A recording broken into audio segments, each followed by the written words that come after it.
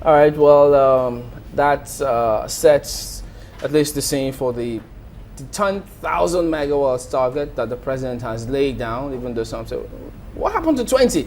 But then, just hang on, Mr. Joshua Mukan joins us, is the chairman of Duncan William Hydro. Thank you and good to see you again. Well, let's start off with this.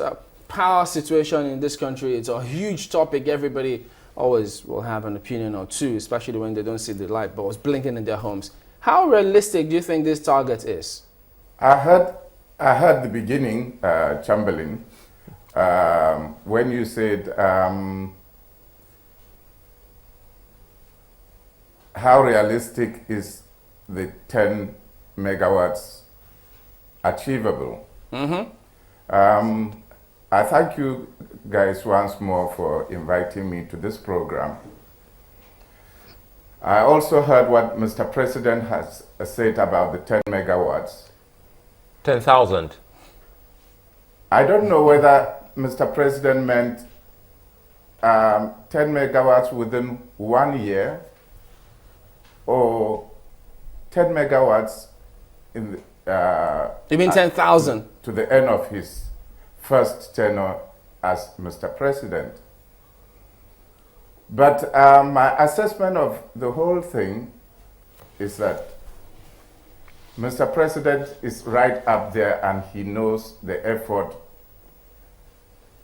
every aspect of power generation going on right now. So he must be saying it from a position of strength. Yeah, but Mr. Mukan, You know, targets are not actual. yeah, that's why we have you here to talk about it So because it is you. good that he set up a 10,000 target. But if he meant it would be achieved in the next 1 year, I don't think that is very feasible by my own assessment.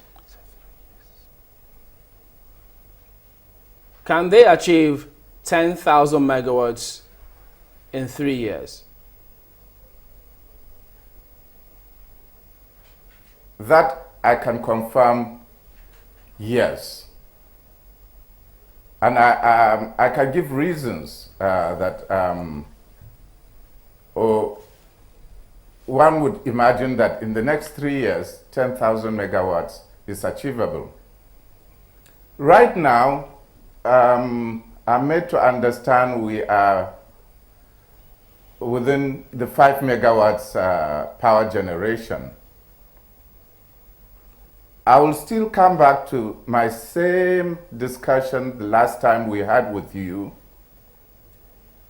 that the government needs to hasten up development of the hydro power generation in this country. Like I made mention the other time, if Mambila Plateau hydro project comes on stream,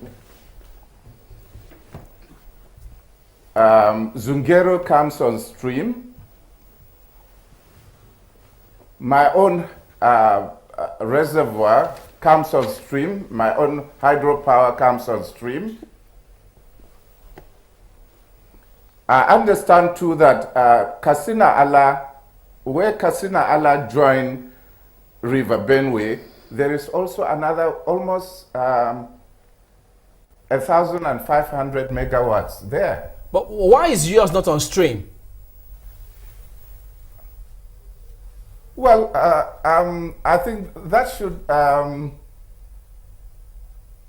be a question to the federal government, not myself, because you know, hydroelectric power generation is pretty expensive as nuclear power. It's very, very expensive, especially the construction of the dams. But I know that the federal government is making efforts, or we are made to understand that the federal government is negotiating with the Chinese government to build these plants, the dams, the reservoirs, and the power plants. It depends on how soon the government will conclude and active construction would begin. But to the best of my knowledge, active construction has not begun yet. And that was why I said, if the target of 10,000 megawatts is within 1 year, I don't think it's achievable. For the simple reason that I'm not sure actual physical constructions have not begun yet. So you see, Mambila Plateau can give us almost 3,000 megawatts there. Zungeru can give you almost 1,000. I mean, about between 700 megawatts. I have 32 megawatts. I know Plateau State is setting up an energy company to develop all the rivers in Plateau State that have hydro potentials. And that if the federal government can start with areas of strength, we have experience in hydro, which is a renewable energy that the whole world is moving away from nuclear plants. I'm reading in papers that Nigeria wants to go to nuclear plants. Why don't we start with what we have strength in? In the midst of these difficult times, we want to take adventure on a new ground.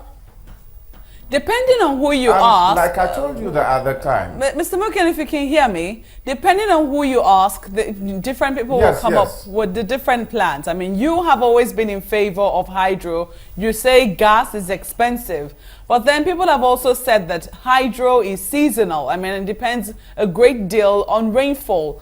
Can we really put all our hopes on hydro?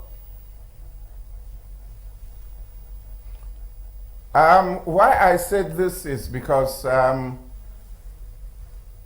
you can't compare what lasts for 15 years, 15, 20 years, with what lasts for 100 years, between 100 and 150 years. If you go to my plant in Plateau State, you would see a hydro plant that was started in 1919.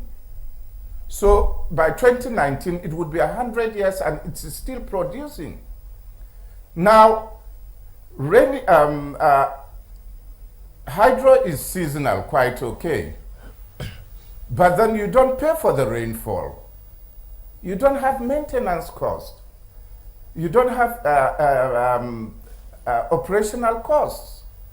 So why don't you, in these difficult times, why don't we go to place an area where it is you have minimal expenses?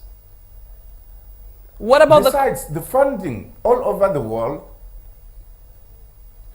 Sorry, renewable energy. There are funds available for renewable energy all over the place compared to thermal or coal, because of the ozone layer issue.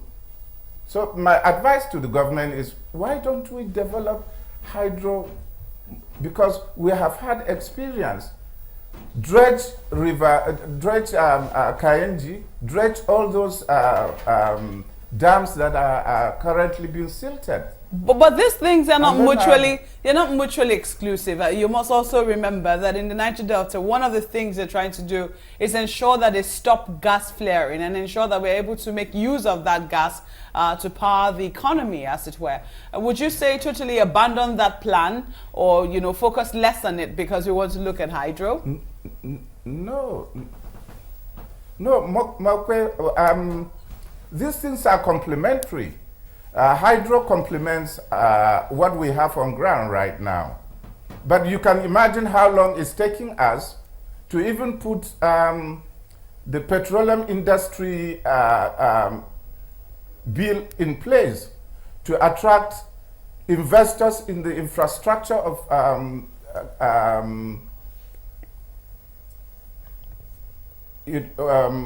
thermal power in Nigeria. Like Ahmed mentioned to you, I don't see any business in having a power plant, a thermal plant in Kaduna.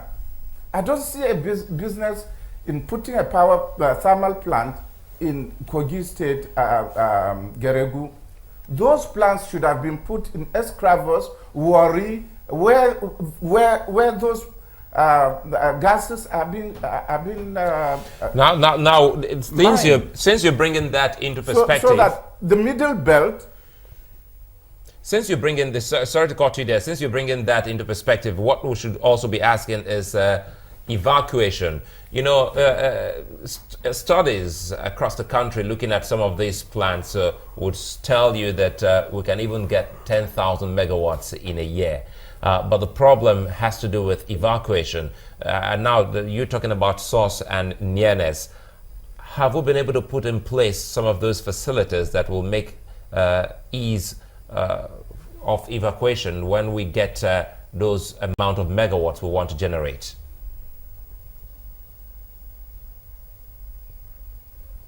Well, yes, the evacuation is a problem.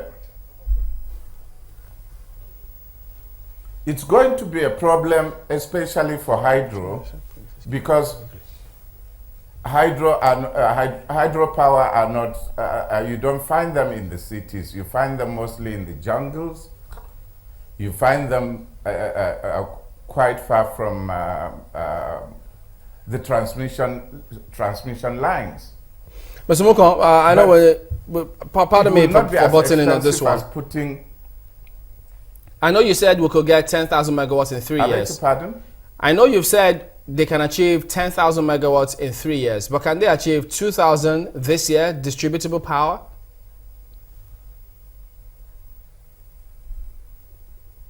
Well, the other time I mentioned to you that even the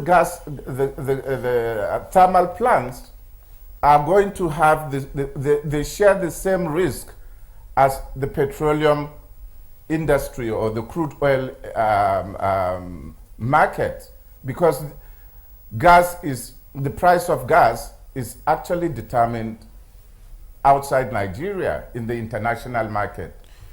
But as it is now, these things are cheap as it is now, because you know there's drop in price of crude oil, and so there's also drop in the price of gas. All right, Mr. Mukan, I'm afraid you have vandalization going on. All right, we have to draw the curtains. Let nobody be deceived that this vandalization has not come to live with us. Unfortunately, we can only minimize it, but I don't think we have the capacity to stop it completely. All right, we will get across to you and, of course, have more time to discuss this matter. Power, always relevant to talk about it, but we'll have to wrap it up here. And we thank you very much indeed for giving your perspective on this matter.